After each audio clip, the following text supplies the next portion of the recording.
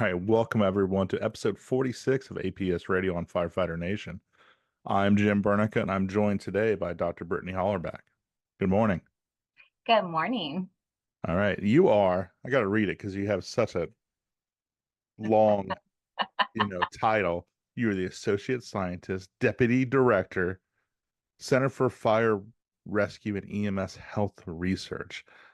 I think you completely made that up, that whole title. I mean, let's be clear. I work for Dr. Sarah Jenke, so some things just like magically appear. Magically appear, yes. That's like when they asked me what my title was going to be at the fire department at the end, and I said wellness czar, and they said no, try again. I said okay, wellness coordinator. Czar coordinator. I tried. Same thing. Yes. Yeah. All right, so I just got to spend a couple days with you, quality time in exotic Beaver Creek / Xenia, Ohio. Thanks for coming for that. Absolutely. Thanks for having me. And then we're also we're in the same group for the Wellness Fitness Initiative as well. Yeah, we're going to spend all the time together.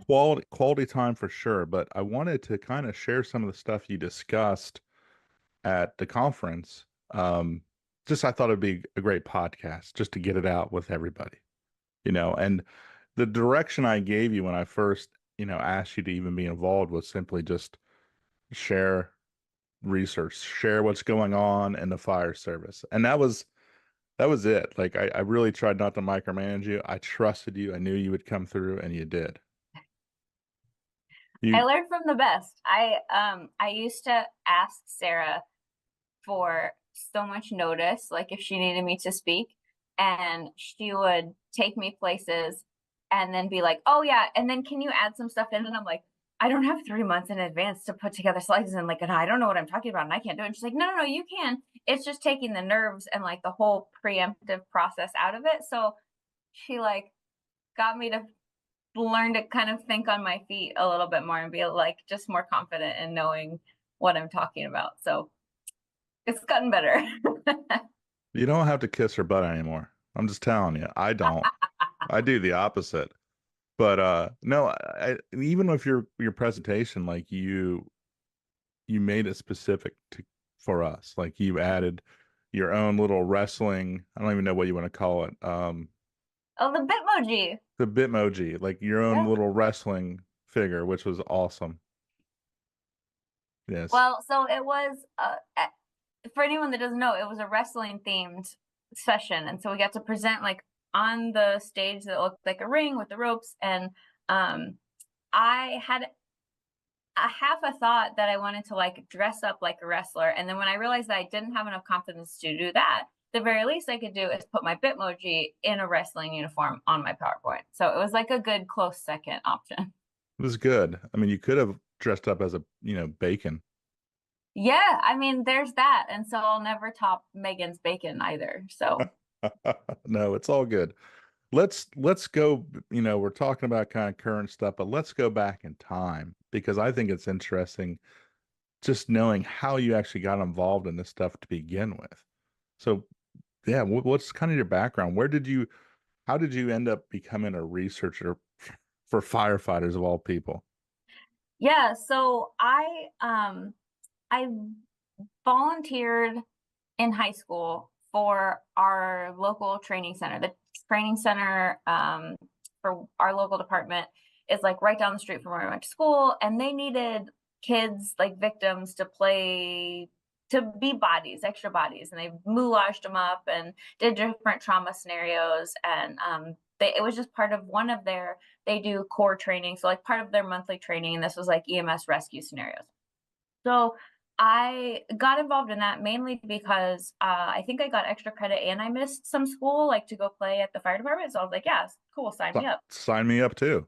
Right, exactly. And so it was during that like scenarios that I not only saw people doing really critical skills, but as you know, firefighters are like joking with each other, and it's a training scenario. It's not like a real call. So they're absolutely like joking back and forth, and they're joking with the patients and trying to make us laugh. And, we had been given instructions like to scream out or yell or, like scream in pain kind of thing. And so like as students, I think we're trying to like stay in character, and the firefighters are like trying to make us laugh. And it just was a wonderful experience to see people come together and work in like this. There was so much camaraderie and joking, but also they banded together to accomplish really serious, really intricate tasks. And I was like, wow, this is really cool.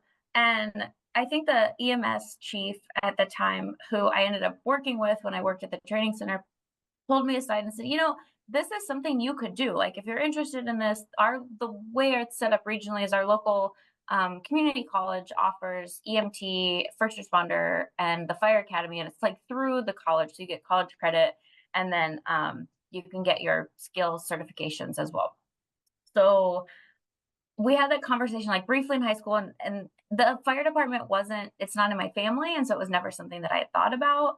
And so then I get to college, and for those that are younger than me, you won't understand this, but we actually had like course catalogs, like a book, and you flip through it to find out what classes you want to go to. Now everything's online. But anyway, I'm flipping through my course catalog, and I come across like a first responder or EMT class. And I was like, oh, like I remember talking to that guy, and this might be fun. And so I enrolled in first responder, and I absolutely loved it. And so the natural next step was to take EMT. And then I happened to be in class with folks who had just finished the fire academy, and they're like, oh, Brittany, I really think you'd love the fire academy. And I'm like, oh, EMS, yes. I don't know if I'd love the fire academy. So ours at the time had such successful enrollment numbers that you had to interview to get in. So I thought, okay, well, I'll interview and we'll just like see what happens.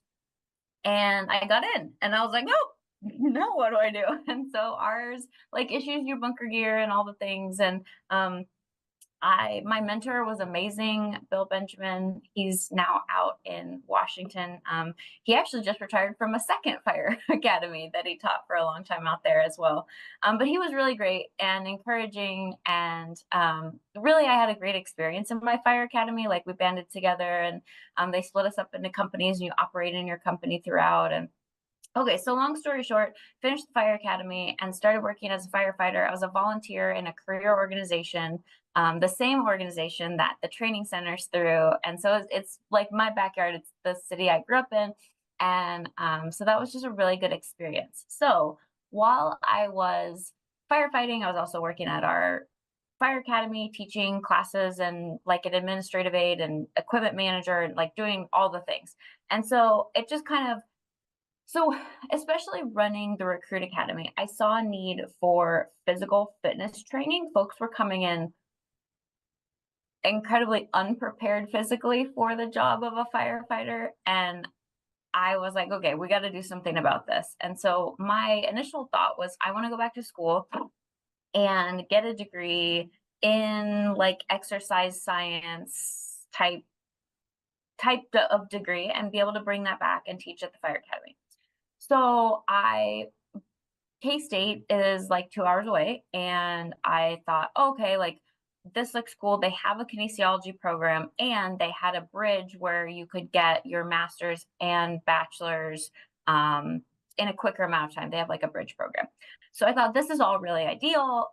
This is great. I'm going to go to school. I'm going to get my master's, come back, teach at the local fire academy, and teach fitness training.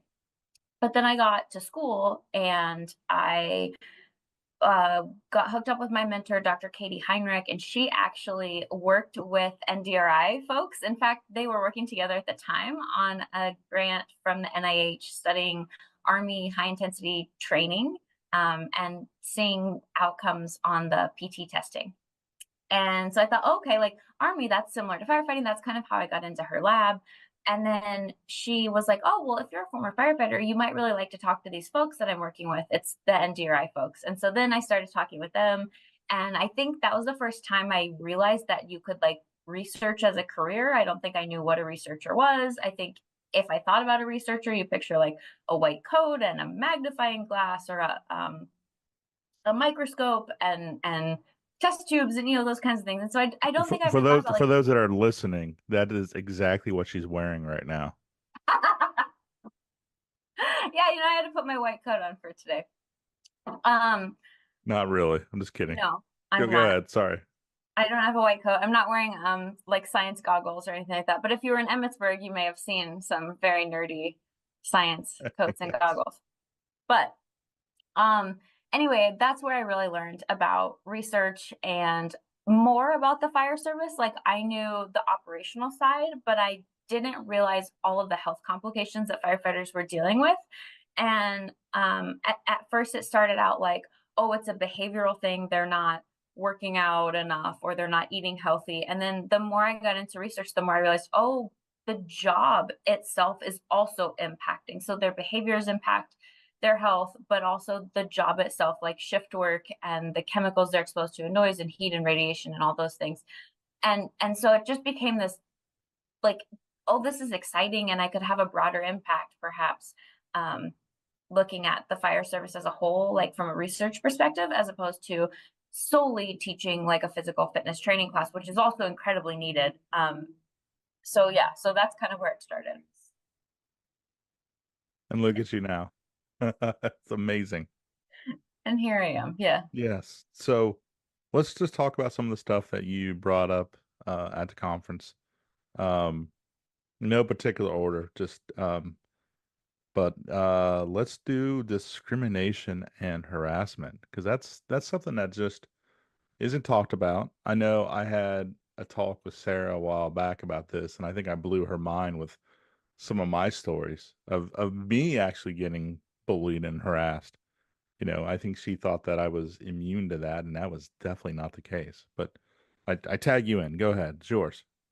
I think I love the way that you started that, because I think that our perceptions, whether as firefighters or just as people, is that you think that everyone else is invincible. And especially people you're friends with, like, you look at them like they're strong, they fit in, they're powerful, they have a voice. Like, if anyone ever said anything, you picture that these are the people that would snap back and be like, hey, no, that's absolutely not appropriate. And like, it's so easy to say, oh, I would do this in this situation, or I would absolutely step up. But when you're actually in a situation where someone's, whatever it is, giving you the cold shoulder or just treating you weird, or they say like little underhanded comments, sometimes those things are incredibly hard to respond to.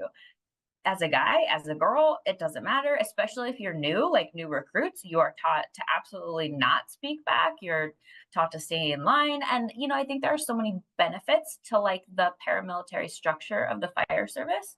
But we really have to balance that with also giving someone a voice if something is inappropriate or making you feel like you don't belong. Like, while that paramilitary structure is important, especially for fireground operations, the flip side of that is the kitchen table is so beneficial. Like, that's one of the things we tout about the fire service is this brotherhood, this sisterhood, this camaraderie. It's a family, right? Like, you spend a third of your life there, and you really do become family. Like, on the weekends, on your days off, you are on the boating trip, you're on the golfing trip, you're watching someone else's kids, you're building a deck at your friend's house. Like, you're spending so much time with folks from the fire department that it would suck if they didn't feel like your family. And of course, family make jabs at each other, right? Like, we joke and we play, but where is that line?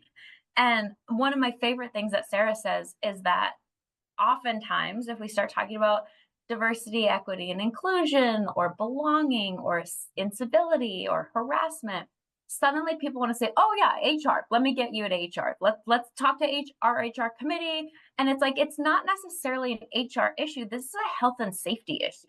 Like, there are very real mental, physical impacts from folks being bullied, harassed, discriminated against on the fire ground. And one of the studies that we did recently, we studied over 2,000 women, and we asked them about their experiences in the fire service. And I want to say this research was published in 2018, so probably collected between 2018 and 2017-ish. So recent, right? And they're still experiencing verbal harassment, written harassment, threats. The biggest thing was that 5% of our sample reported that they had been assaulted in the fire service. Like, these are our brothers and sisters. You should never, I mean, first of all, assault really is never appropriate. But especially at work in this environment we tout as a brotherhood and sisterhood, like absolutely not appropriate. So the next thing we did was we asked people about their experiences with discrimination and harassment, and we categorized folks into 3 groups. So those that never reported discrimination and harassment, those that reported moderate, and those that reported severe levels of discrimination and harassment. And what we saw was very clearly your health was impacted as discrimination and harassment was more pervasive or more severe.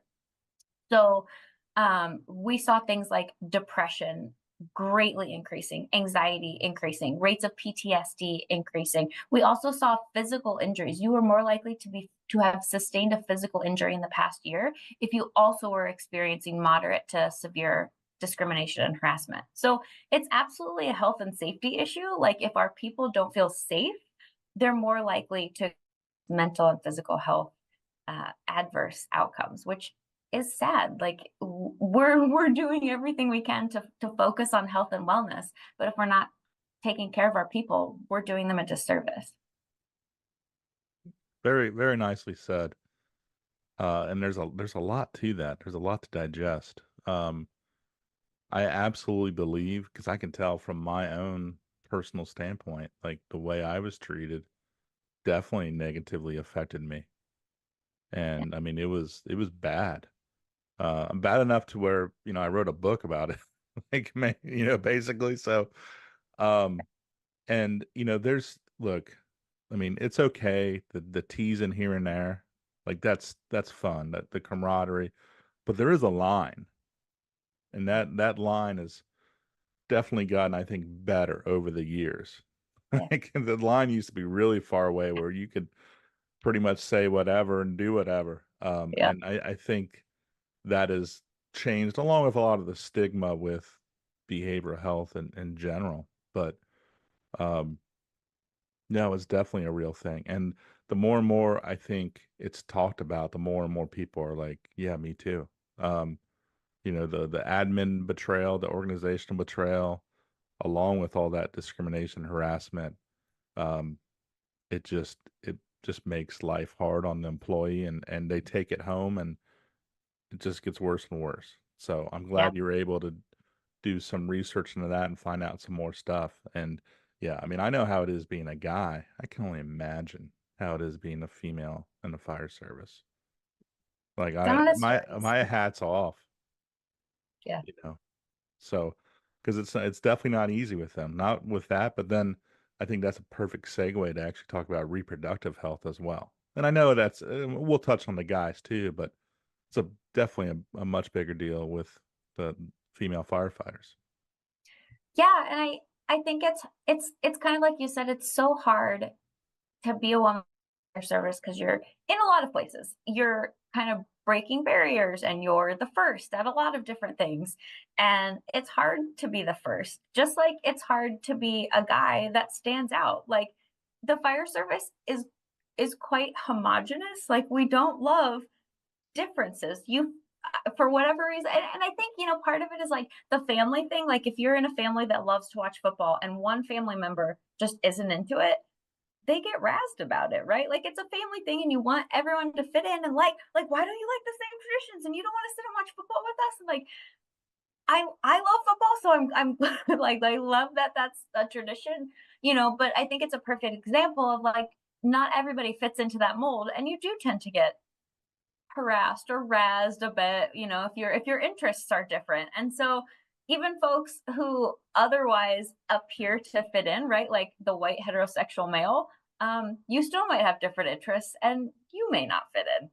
So when women are in the fire service, I think they try so hard to fit in that I've heard from women that are hesitant to either report that they're trying to get pregnant or when they do get pregnant. It's a huge, like, when do I report? And I don't want to come off the line and I don't want to appear weak and I want to stay. Like, I've talked to so many friends that are like, oh, I stayed on the line as long as I possibly could.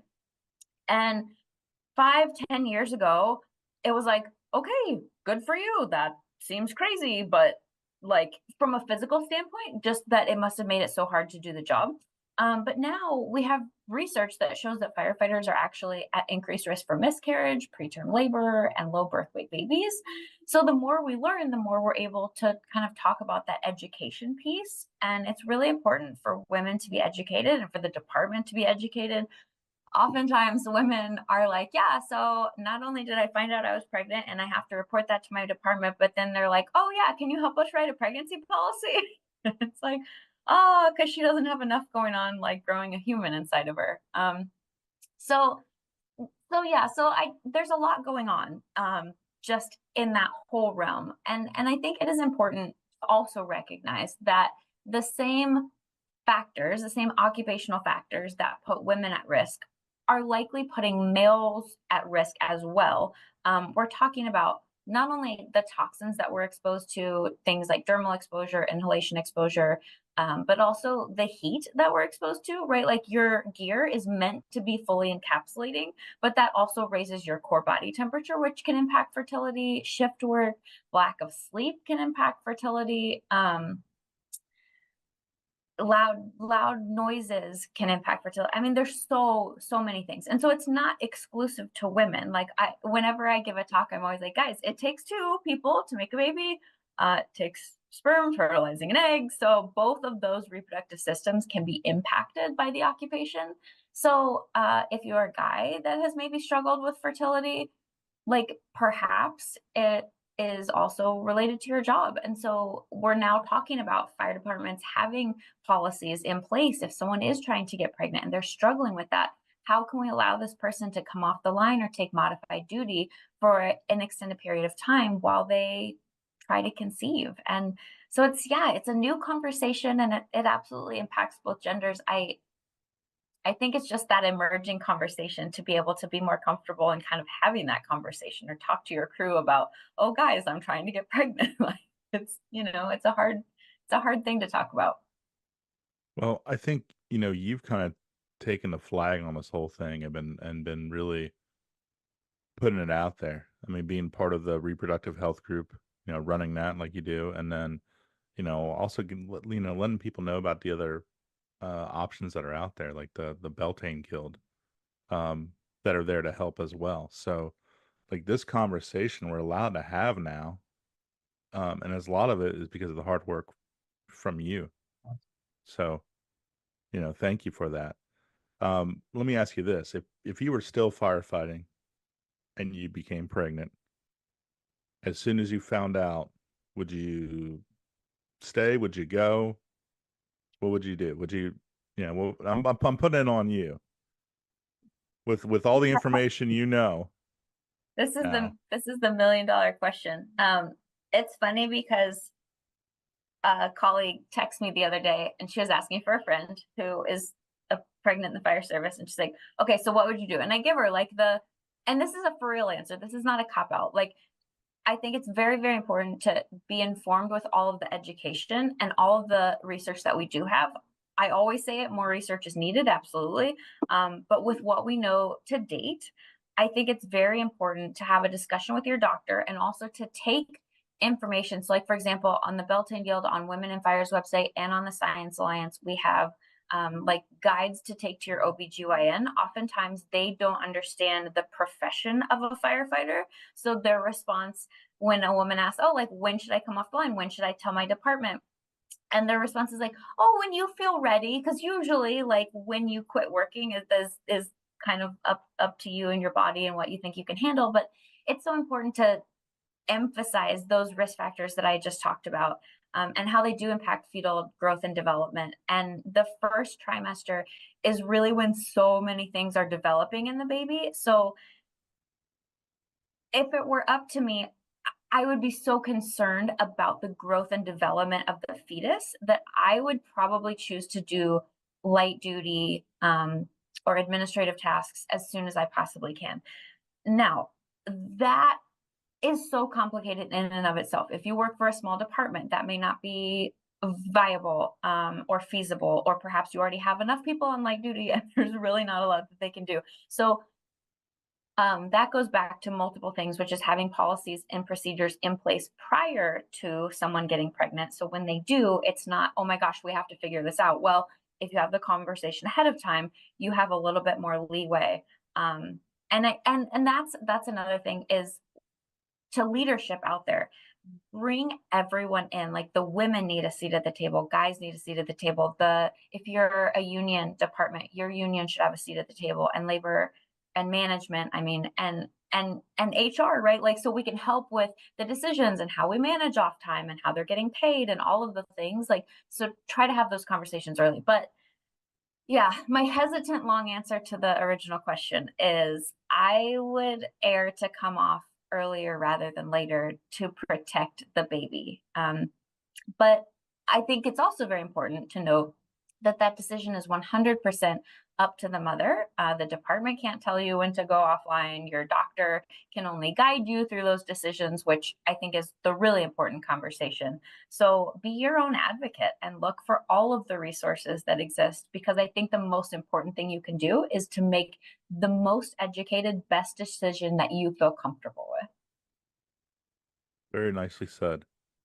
Um, and I'm sorry for putting you on the spot. Not really, but No, it's okay.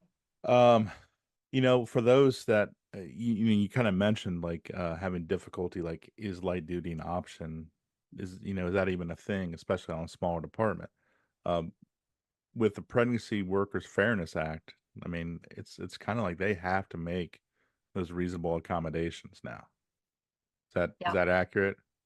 Yeah, absolutely. So it's, yes, they have to make reasonable accommodations, but the department can also push back if the department foresees um, adverse like undue hardship to the department, right? So if for some reason the department like can't afford, I don't know, overtime, or you know what I'm saying. So like there is a bit of pushback where the department can prove undue hardship, but in most places it's law. Like it's law that you have to provide these accommodations. And if you try to prove undue hardship, you also have to have proven that you've worked through so many iterations of an accommodation. Like, we've tried this and it didn't work, and we tried this and we didn't work. It's not like you can just flat out say no, undue hardship. Like, that's not how that works either. So you But have to at least try multiple things. it's kind of like what you said, though. If your department,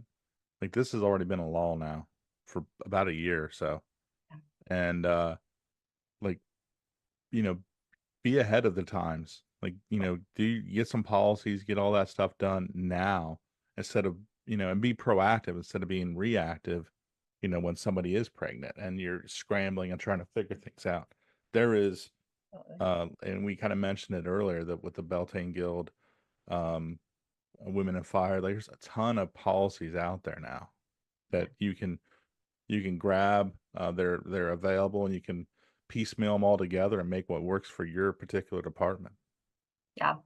And I will mention that on the lines of the Pregnancy Workers Fairness Act, we worked with one of our favorite attorney friends who donated a lot of her time to assist with kind of delineating the laws from the Pregnancy Workers Fairness Act, because I believe the entire document is like 147 pages, and most of it's very legal in its language. So it's not something that I read and understand. So I would assume that most firefighters or fire departments, or perhaps even HR departments, can read it easily and understand it. So we worked with Alyssa Arnoff as well as Maya and the whole Beltane Guild, and put together like a 5-pager on what are the requirements, what does it mean for you as a firefighter, what does it mean for the department, how you can break it down, how you can implement things. And we have some recommendations of like what a reasonable accommodation would be. So I think that guide is so incredibly helpful as we start to navigate through. Anytime there's new legal precedents, right, we have to learn how to navigate those, how to incorporate them into policy. And I think this document is really helpful to do so. Perfect. All right. So I'll let you choose next. Cancer or cardiac? Oh, let's talk about cancer. Oh, right. You're very excited about this. I am excited because there is a wealth of knowledge that we didn't have. So, yeah, a lot of our presentations start out with like, well, firefighting sucks and it's really bad for you, like health wise. And yet I'm excited because there are so many things that are like modifiable risk factors, what we'd consider modifiable risk factors.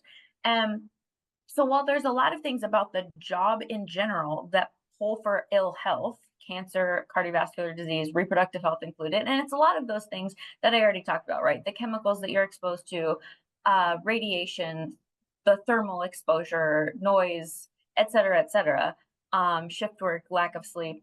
So there's a lot of things that pull for ill health, but there's also a lot of things that we can do on the front end to be more proactive about our health.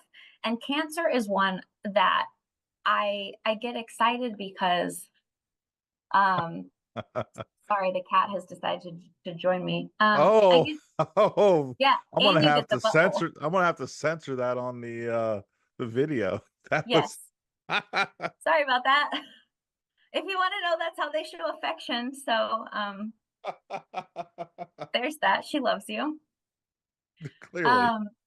But yeah, so there's so many like modifiable risk factors, and I think we forget about those things. We want to know kind of the easy, what is a test I can do to make sure I don't have cancer, or but it's so important. It goes further than that. Like what are we doing on scene as far as decon? What are we doing with our gear? How often are we washing our gear? What chemicals are on our gear, right? That's a whole new conversation about knowing what the gear is made out of and what those chemicals mean down the road, and if they can be cancer causing chemicals. And so it's important not only to decon your gear, but to know what's in your gear and make the right appropriate decisions when you're buying gear. Um, and then I also think just from the prevention side. So there's a group called Detect Together, and they have a wonderful 3-step model for early cancer detection. They work a lot with FCSN, the Firefighter Cancer Support Network, as you know, and they work with our group as well. And I think so if you don't know, cancer can be much more survivable if caught early as opposed to being caught late. And the rates differ for different types of cancers, but overall, if you look at early detection versus late detection, the survivability rates are so much higher for early detection. So it's really important to be aware of yourself. Firefighters get higher rates of cancer, but they actually die in higher rates from cancer than the general population. And I think part of that goes back to this tough person mentality of like, oh, I can tough it out, or it'll stop, like whatever it is. If you're having increased weight gain or a lot of weight loss, or there's changes in your bathroom habits, right? Like if there's blood in your urine or your stool, that's not normal. And like once, probably okay. But if it persists, anything, if you have a headache that persists for more than 2 weeks, if you have bathroom habits that have changed and this is a persistent thing going on, or some kind of weird ache or pain, chat with your doctor. It doesn't mean that it's cancer, but it means you're having that early conversation, discuss what's going on. And sometimes you can catch things so much earlier than you would have if you had kind of put it off or not paid attention to it or thought of it as a minor symptom. Then like you're giving yourself such a better shot. Absolutely. Or also, hopefully your department has an actual NFPA 1582/1580, medical physical every year.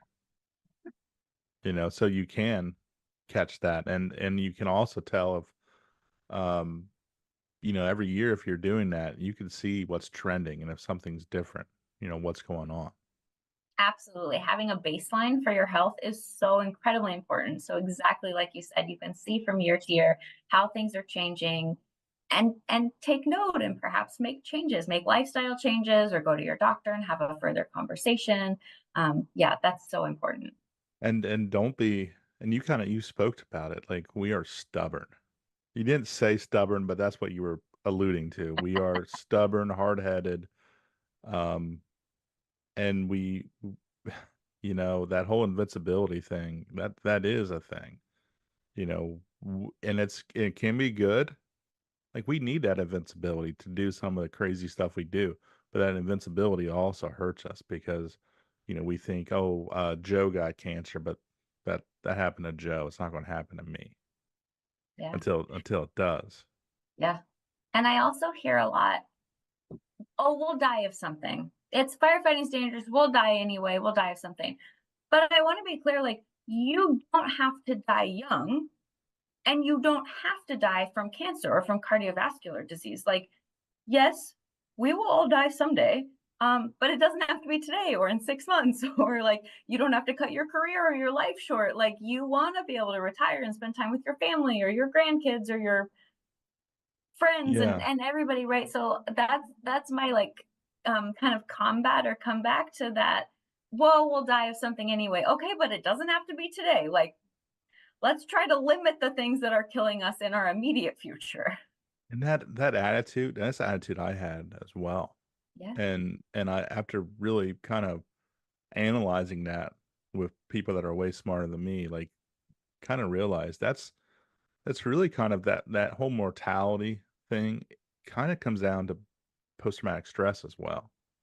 Like Yes. my post-traumatic stress definitely made me think of my mortality and all those negative things.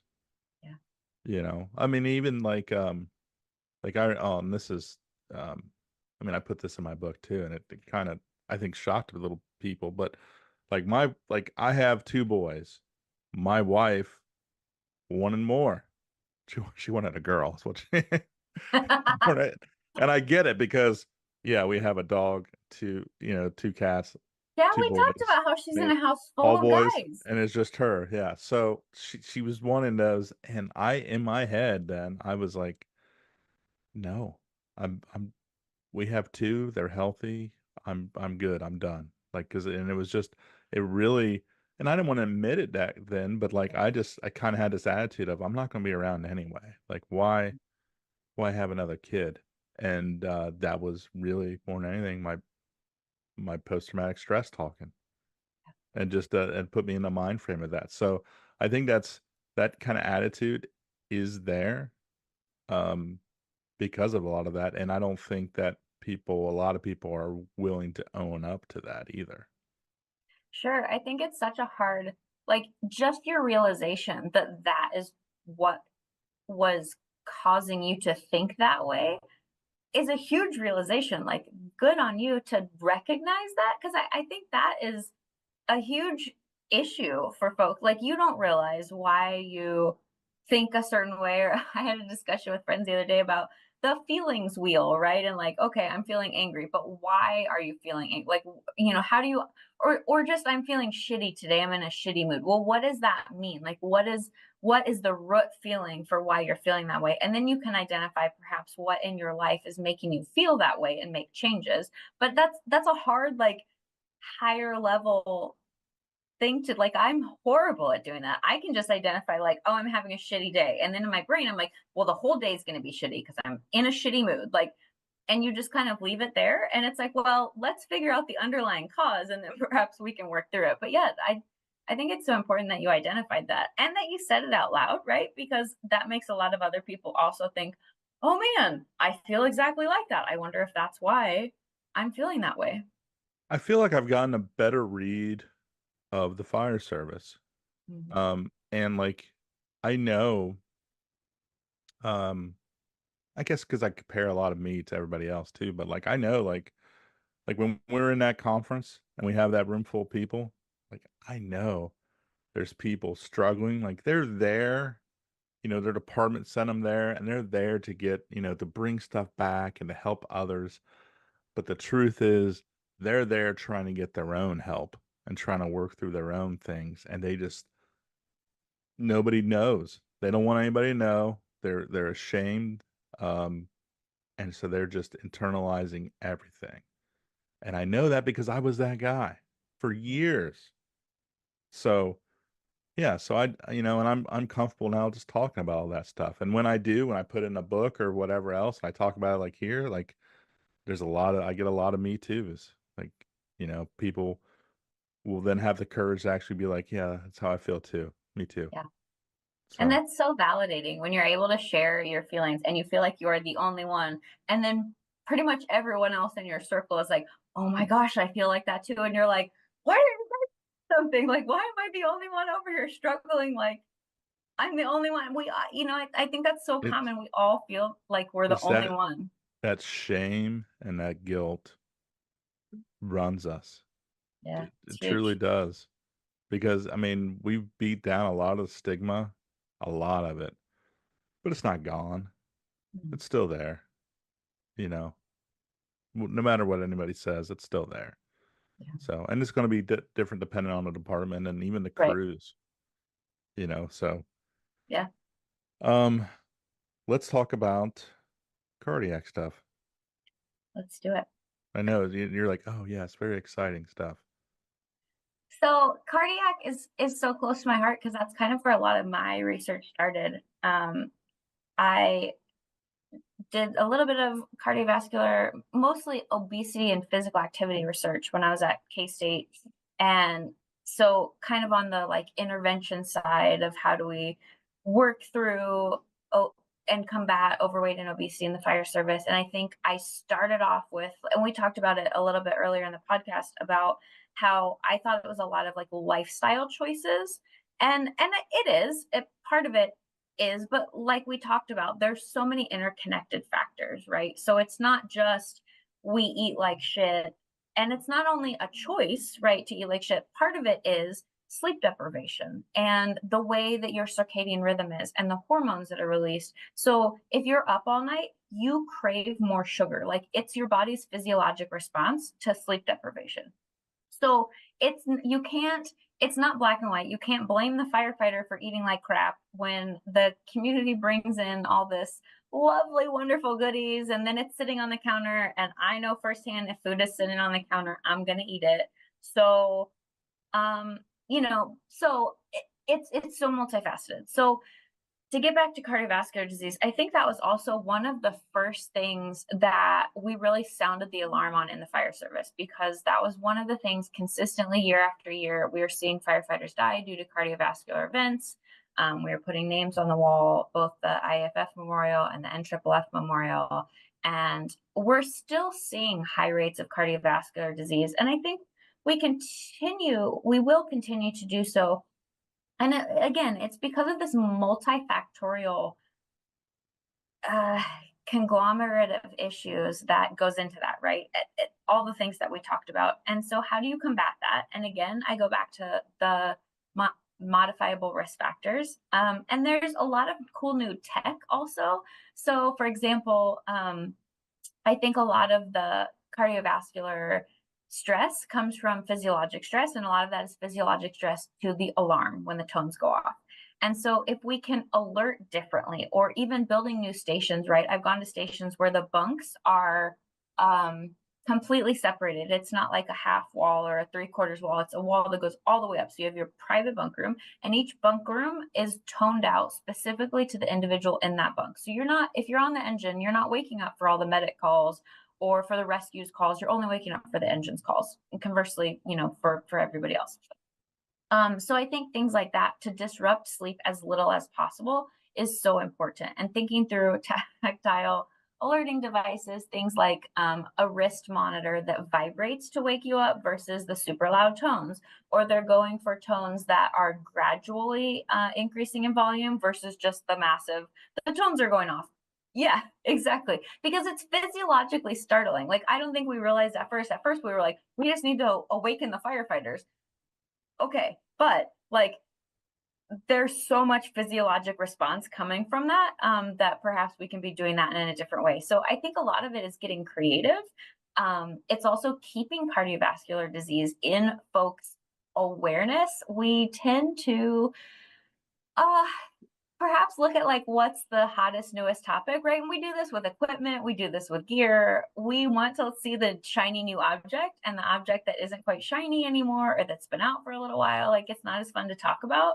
So I think cardiovascular disease is one of those things that I really want to keep at the forefront of people's minds, and also remind folks that it's so interconnected. Like if you have cardiovascular disease, it's also putting you at risk for cancer and for other diseases, and same thing with overweight and obesity. Like just being overweight and obese puts you at increased risk for injury and cardiovascular disease and stroke and cancer. And so, and alcohol use, that's another one. Like excessive alcohol use can increase your risk for cancer, but also for cardiovascular disease, and also for stroke, and also for behavioral health issues. So again, I go back to the modifiable risk factors, and I'm not saying like cut out everything.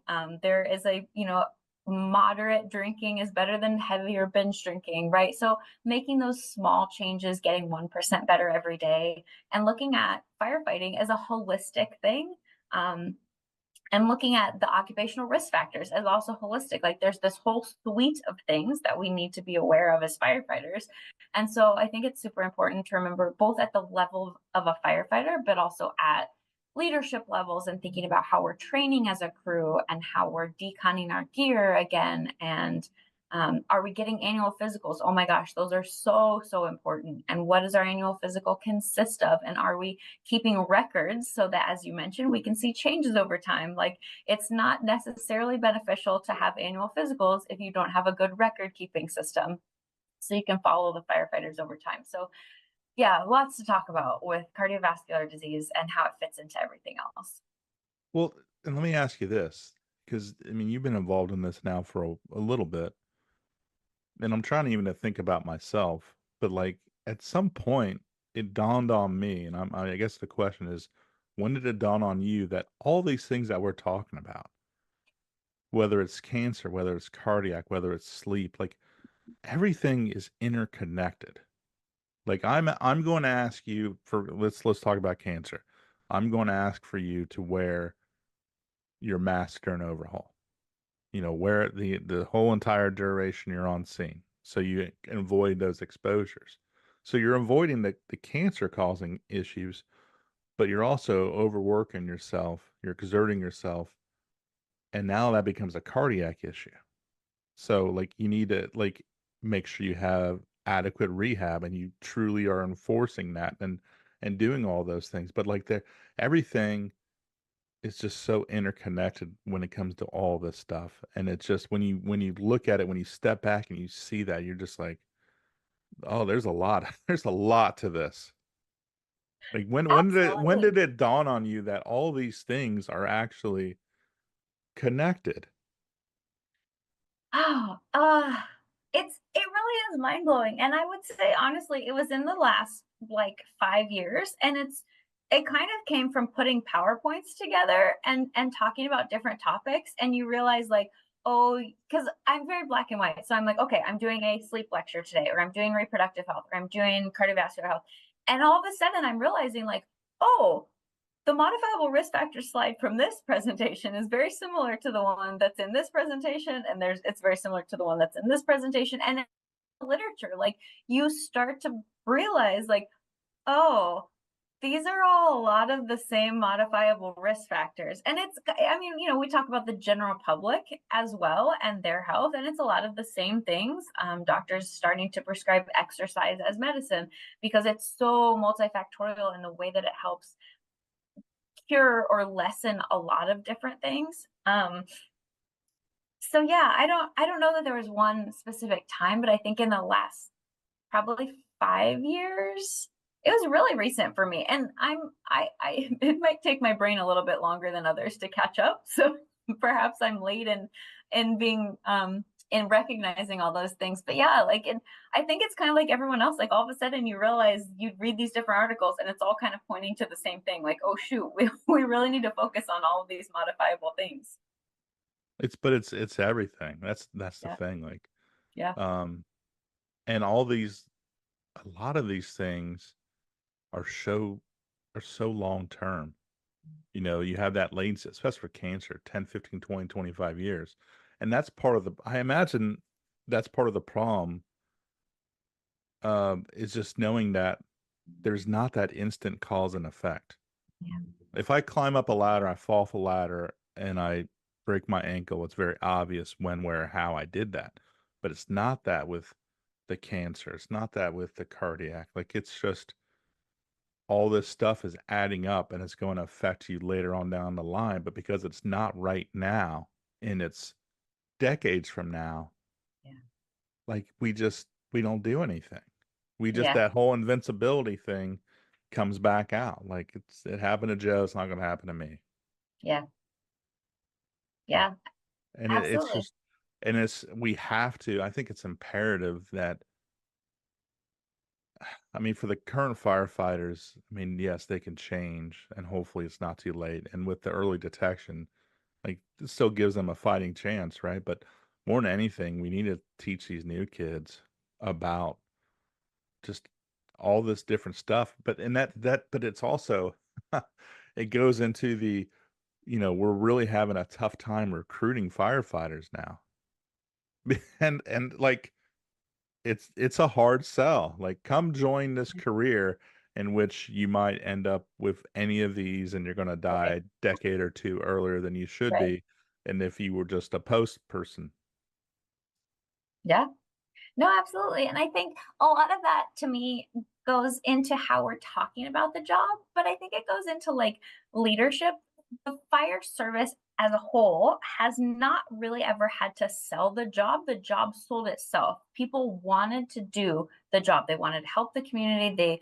A lot of people seek out that kind of dangerous occupation and it's exciting. And we just have a culture shift to where that type of job is not as desirable, and perhaps it's learning about all the other things that firefighters are exposed to that is not appealing to folks. But I think a lot of it goes on the department and on the community, right? It's whether it's your city, your county, whoever funds the fire department, it's on you to be allowing the fire department more funds to incentivize folks to want to join, right? It's a lot about talking about retirement packages. It's talking about what benefits can I offer you while you're here for the fire department? What does your shift schedule look like? What does overtime look like? How much additional money can you make while you're here? Or for women, right? I think a huge, like, we're talking about wanting to increase the diversity in the fire service. There are so many untapped markets of people that probably would be willing to work as firefighters, but traditionally we recruit in kind of one way, one dimensional. And there's so many different ways we can be recruiting. There's such Jonathan Tate out of DC was talking about, he's with Food on the Stove, and he was talking about different recruitment methods that they do. And they have like a signing day where the kids come and they put on the fire department hat that they want to work for. And like, there's just different ways to be recruiting different types of folks. I think the fire camps are huge, whether it's like a couple week girls camp or a couple days girls camp, or it's camps that are associated with high schools. I think a lot of those, starting those vocational tech programs earlier on, having those go through high school, maybe in college. One thing that came up at the US Fire Administrator Summit was something similar to ROTC for the fire service. So beginning these programs, giving them college credit and getting folks involved in the profession earlier. Um, but yeah, I think it goes back to like being able to sell the fire service. And so, yeah, it's dangerous, but let me tell you about all the ways that our department is prepared to, combat these. We have exercise, and we have this gym, and we have these access, these resources, and we have a behavioral health coordinator, and we have a peer support team, and we have, like, how do you sell the department to talk about how we're combating these factors rather than just like, yep, it's dangerous. Don't you want to join? Don't you want to help your community? Like, you got you got to sell it, and we've never had to sell the fire service before. It's interesting. You're making me think, and I'm trying to think of like my own department, which I shall not name, but if you know, you know. My old department, not my current department, thankfully. But like, yeah, it's like, yeah, we combat all this cancer stuff, and in reality, no, we do bare minimum. And oh, by the way, if you do get cancer, we're going to actually fight you. And if Yeah. you die, guess what? We're going to fight your spouse because that shit happened. Yep. So, and it just goes to, I guess, back to that leadership and changing the culture and actually taking care of us instead of just us being a number that the city is going to exploit. And as soon as we're gone, they'll just put another number in. Absolutely. And it's so important for us to advocate and go to things like CFSI and advocate with our legislators on the Hill and with your local legislators. Like, get them involved. They have to understand the risks of the fire service and your inability to recruit enough people to staff the fire department. Therefore, I need to go to my city and ask, hey, I need more benefits. I need you to work on legislature. I need to know that these things are covered. So when folks come in, I can tell them, hey, we have presumptive legislative coverage here. Or in Kansas and Missouri, where they have a trust. for the fire departments that have bought into the trust. And so that helps pay for cancer coverage in the event that someone gets cancer. So like, what can you do that is creative in your area and that can kind of sell, and not just sell the job, but show that your department, your area, or your city, your jurisdiction cares about the workers and you want to bring them in and you're providing these opportunities for them. I think that's huge. It is huge, and it's going to be interesting. You and me and Zam and a few other people, like the committee, the part that we're on for the WFI is like the marketing committee, essentially. Like everybody else is going to be working on the actual WFI and what it entails, and it's going to be our job of how are we going to get this out there. And I think we're going to have to be pretty inventive and do some newer concepts that I never really even considered. But like Yeah. that's how we're going to have to be able to get this living document out there to, the entire fire service. I mean, I know it's well, yeah, it's the entire fire service really. Yeah. It's WFI, it's the chiefs and the firefighters agreeing on these things that are important to the firefighters' lives. So Yeah. that's going to be an interesting feat, but I'm excited to take that on. I'm super excited. One of the things I'm super passionate about is the translation and dissemination of health research. So how can you not just regurgitate like, oh, well, here's what the WFI is. Don't you want to do it? Like, implement it. Here it is. This is what it's about. But thinking about like who your audience is and what the message is and how you tailor it for each. Like, you're going to talk to the firefighters differently than you talk to city managers, then you talk to the union, then you talk to HR, then you talk to the fire chief, and like that, you have to be creative and yeah, I'm excited about that. Yeah, it'll be neat. Be neat. Why don't you? It's about time to get you out of here, but before we do that, would you mind touching on the Science Alliance? Yeah, absolutely. I love Your talking about your the science nerd a lot. stock and everything else. My nerd baby. So, Science Alliance, or Science to the Station, a health and wellness alliance, that's its full name. So, Science to the Station, I like to call it like the Google hub for the fire service. If you don't know something, you Google it. Like, I love living in today's age of technology because I can just go and search for information and fairly readily find the answer I'm looking for. The Science Alliance is a conglomerate of everybody in the fire service from boots on the ground, but it's important that it also connects those boots on the ground to the folks doing the work. So your occupational medical providers, your medical directors, your legislators, your peer support folks like Frank Lito, your fire chiefs, your like everybody. And we're going to have work groups. We currently have work groups that meet as part of the Science Alliance. There is monthly a Frankly Speaking. So you'll either get Frank Lito or Frank Lieb talking about important topics in the fire service. It connects the researchers. You guys seriously are nerds, like truly. Yeah, no, absolutely. That whole frankly speaking, that I'm guessing that came about like in the lobby of some hotel with drinks. That's just I'm how I'm picturing it. pretty positive that's how the whole thing came about. Okay. Like, I think Science Alliance started on a It was on a napkin. napkin. Yeah. Yes. And oh my gosh, we can do this and we can educate the fire service. And it's like I mentioned, it's a lot about translation and dissemination. So we do these things and they kind of live like for scientists, a lot of it is we stick stuff in a peer reviewed journal, which is great for science, but not so great as far as communicating it to the fire service and making actionable change. And I feel like it's very much, oh, I know a guy or I know a gal. So, oh, I want to be a health and wellness coordinator. I'm thinking about applying for this job. Who do I talk to? And so it's like, well, you talk to somebody who knows a guy, who knows a guy, who knows a gal, who knows a guy. And we're trying to kind of put that into a more formal network where you can access these resources a little bit more easily. again, I want it to be as easy as Googling something. So you have access to the researchers, you have access to the current research, you have access. If you want to be in a research study, you can sign on and find out like what are the current opportunities. There's cool merchandise. You can buy a Nerdbird shirt on Science Alliance. Like it talks about upcoming conferences. So if you don't know, if you're new to the health and wellness space and you want to get involved, hop on, see where the local conferences are happening, see where the national conferences are happening. How can you get involved?